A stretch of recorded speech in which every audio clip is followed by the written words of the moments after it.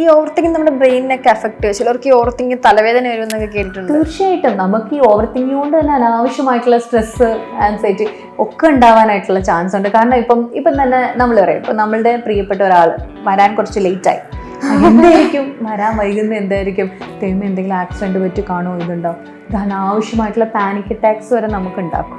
So അതിന് എപ്പോഴും തന്നെ നമ്മുടെ ബ്രെയിനെ നെഗറ്റീവായിട്ട് തന്നെ ആയിരിക്കും എഫക്ട് ചെയ്യുക. ഈ ഓവർ തിങ്ക് കൺട്രോൾ ചെയ്യാൻ എന്തെങ്കിലും ടിപ്സ് ഉണ്ടോ ഡോക്ടറിന് ഇപ്പൊ പറയാനായിട്ട്? ഫസ്റ്റ് ഓഫ് ഓൾ ആ അവയർനെസ് തന്നെയാണ് ഏറ്റവും ആദ്യം വേണ്ടത്. ഞാനിപ്പോൾ ഇതിനെക്കുറിച്ച് കൂടുതലായിട്ട് തിങ്ക് ചെയ്യുന്നുണ്ടെന്നുള്ളൊരു ബോധം വരണം.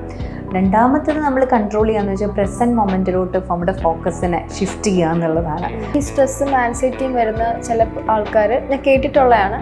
ചിലവർ ഈ റബ്ബർ ബാൻഡൊക്കെ കയ്യിൽ വെച്ചിട്ട് ഇങ്ങനെ ആക്കുന്നവരുണ്ട്, ചിലപ്പോൾ ദേഷ്യത്തിൽ കൈ വെച്ച് ചെമ്മരിൽ ഇടിക്കുന്നവരുണ്ട്, ചിലപ്പോൾ ദേഷ്യപ്പെടുന്നവരുണ്ട്, കരയുന്നവരുണ്ട്.